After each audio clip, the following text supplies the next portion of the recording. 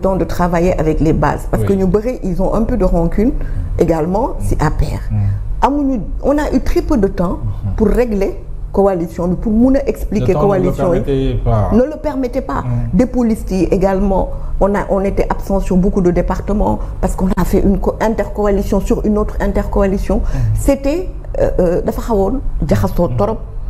c'est que le Pastef ñoo xamoon kañ la ñuy dem élection yëf yi bettuñu il fallait tout faire en moins d'un mois loolu ban parti moo ko mën n'empêche nous sommes sortis cette coalition est sortie deuxième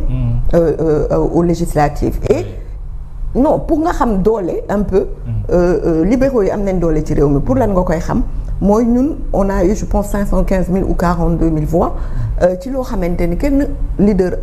liggéeyuñu ci c'était pas prévisible c'était dañ ci jug ñii di xuloo naan ñun duñu ànd ak APR ñooñu tëjoon ñooñu li woon y avait beaucoup te amuñu temps pour waxtaan ak ñoom pour dem wax ak ñoom ci base yi on n'a pas eu ça ba pare ñun ñooy seule coalition boo xamante ni Mohamed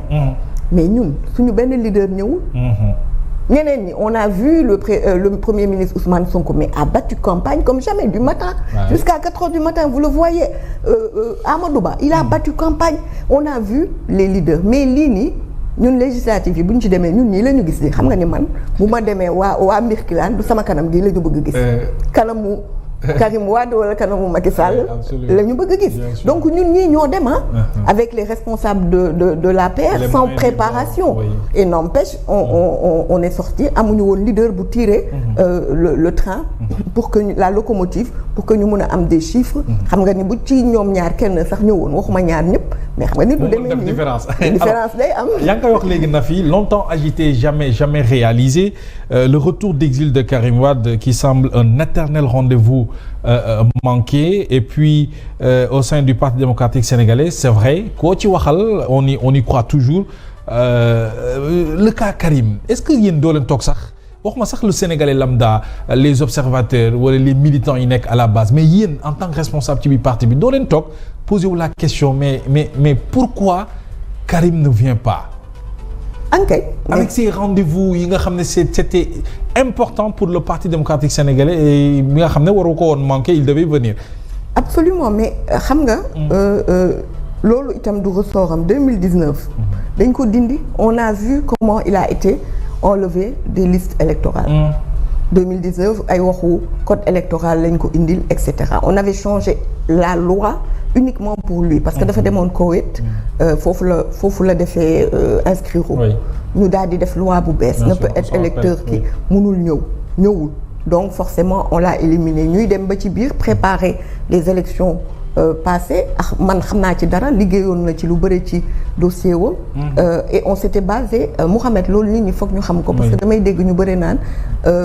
PDS dafa def erreur ci li muy déposer non ñun bi ñu demee di déposer en fait il y a eu un problème Mohamed c'est-à-dire que ñun suñu biir ci dépôt yi non suñu biir xam nga taxaw di wax PDS mën na juum juridiquement ay caaxaan Abdoulaye Wade juriste la il est entouré dañu daan tooñ naan Macky parti journaliste PDS parti juriste technocrate yooyu da nga woon ca PS ni dañ koy wax donc il a ces juristes ñoo xam ne ñii c'est des étrangers ay français ñii c'est des sénégalais ñu liggéey bu baax ci candidature bien avant nit ñi sax ñuy xalaat déposer léegi ñun lan moo indi wax ji ñu ne double nationalité Karim n'a pas demandé à être métis binational la mais xam nga lu ñu basé wu woon xam nga dafa am jurisprudence ñëpp xam nañu conseil constitutionnel Mohamed lu mu def c'est jurisprudentiel bu jëlee dans un cas précis joxe décision bi le même cas bu ñëwaatee même décision bi la war a joxe donc ñun on se rappelle on s'est basé avec les juristes on y avait travaillé pour que mu génn ci journal officiel mais on s'est dit on a le temps pourquoi parce que en 2019 cas Khalifa Sall dafa am Khalifa Sall dafa dugal je pense en décembre jurisprudence arrive waaw décembre la dugal dossier wam ci diggante bi ñu gaawantu dem yóbbu cour suprême décision cour suprême génn le 3 janvier cour constitutionnelle bi muy délibéré dafa ne Khalifa Sall ñun duñu délibérer sur la base de ton dépôt mais on délibère sur la base de jour bi ñuy xool quoi le jour de la délibération bu ñu toogee pour wax tey génne liste candidats yi ñun ci loolu la ñuy délibérer li may wax ñëpp lire nañ ko donc Cour suprême lu mu wax dañ koy tenir en compte dañ lay éliminer puisque am nga condamnation définitive ñu ñëw ci cas Karim ils font l'inverse ils nous disent que c'est au dépôt la ñuy délibérer alors que jurisprudence Khalifa Sall 2019 la yàggul dara on en est conscient donc il y avait une volonté manifeste d'élimination n'empêche Karim Wade même bu nekkee torop Sénégal presque quasiment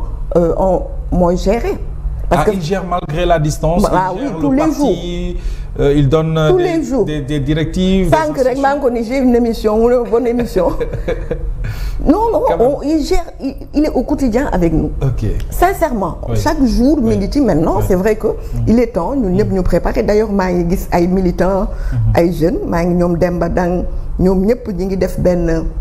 panel bu mag benn mouvement bu mag pour le retour de Karim Wade nee leen ñoom jaral na leen dagg bi jëli ji ko mais kenn xamul kañ la malheureusement mais malgré tout ça Nafi rendez-vous yu manqué sénégalais yi doon xaar Karim ñëwul on sent une discipline de parti au sein du Parti démocratique sénégalais ma nga fële naam mais on suit ses directives li mu xalaat ci parti bi loolu ngeen di doxal comment vous arrivez à gérer ça? Effectivement c'est pas facile parce que par exemple sur plusieurs décisions c'est pas nous qui les prenons ñun dañ ñu koy jox dañuy waxtaan nag suñu biir dañ ñu koy jox et on les applique man je peux ne pas être d'accord ak dara mais du loolu moom laa war a wax li ma war a wax mooy la ligne du parti l'orientation du parti laa war a porter il y a des décisions je peux ne pas être d'accord mais man loolu awma pour fësal ko loolu dañ ñu ci mooñaale dañ ñu mooñaale ci loo xamante ni PDS ay nitu conviction daal ay góor a fa nekk même jeunes yi Karim da leen jaral bëri nañu lu nekk te pourtant am na ñoo xam ne mosuñu gis Karim télé lañ ko doon gis à l'époque bëri na ci am na ñoo xamante ni xëy na dem nañu sax mais ñu ngi naan bés bu Karim tegee tànk nous on vient au PDS loolu c'est une formation politique moo koy maye xam nga politique dañ lay former PDS day former nitam institut libéral mi ngi dox ba tey dañuy former il y a des docteur Malick Dia day former fédération yi day former jeunes yi y a cette discipline qui est là nga xam lan mooy idéologie PDS nga xam lan mooy par exemple Karim bi lan la liggéey réellement ci dëkk bi nga xam ko c'est 18 000 milliards la mobilisé bi mu nekkee coopération internationale en quelques années yi ñuy wax yëpp moom la c'était son ministère les bateaux dont on parle pour Casamance tey jii ba ci BRT bi mi ngi woon ku ko dem reculer xool le discours de Karim bi mu mujj Assemblée nationale di nga ko ci gis et évidemment il y a eu la continuité de l'État Macky léegi jëlaat na ko def ko peut-être moom dolli ci ak temps bi mu dund mais donc ñun ñi ngi jàngale te nit ñi dañu gëm xam nga Mouhamed damay faral di wax toujours militant di nga am façon militant bu ne mais fexeel rek yow nga former leen ci benn rigueur ak benn discipline nga régler leen itam pour bu ñu génn di wax n'importe quoi Wade disait chaque militant est la communication du parti chaque militant bu ñu la xasee sax ba xàmme bu ñu la xàmmewul tu le représentes donc am na loo xamante ni ñun li nit ñi di xaar si ñun mënuñu ko def parce que nit ñi dañuy xaar situation bu jot ñu bind wax du suñu ligne du suñu ligne récemment gis nga les dernière résolution des cadres des enseignants communiqué PDS bu mu defoon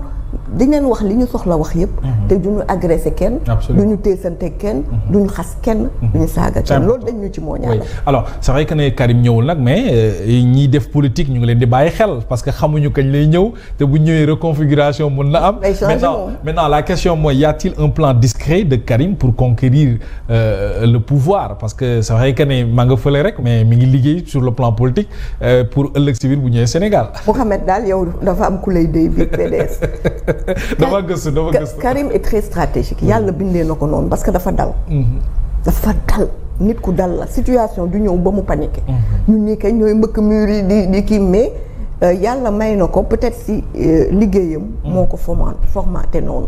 c'est-à-dire moom ingénierie financière la def mooy ñi nekk à la City et cetera donc c'est très précis li ñuy def yow mën nga rek sa benn décision mën na kuleloo dëkk bu la dénk ay fonds wam wala dara donc c'est quelqu'un d'extrêmement précis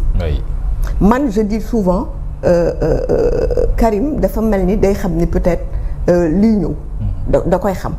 lan moo ko téye 2022 ba ñëwul il attendait juste ñu délibéré mais yàlla moo def ni ñëwul parce que bu ñëwoon xëy na dëkk bi dina demee neneen parce que duñu mës a nangu ni ñu ko dindee ci élection yi donc c'est quelqu'un d'assez stratège fu mu nekk nii mi ngi préparé minutieusement pour ñu dem ci biir dëkk. Absolument. Alors il a rencontré récemment le président de la République Diomaye ca ba muy tukki foofee ca Qatar alors cette rencontre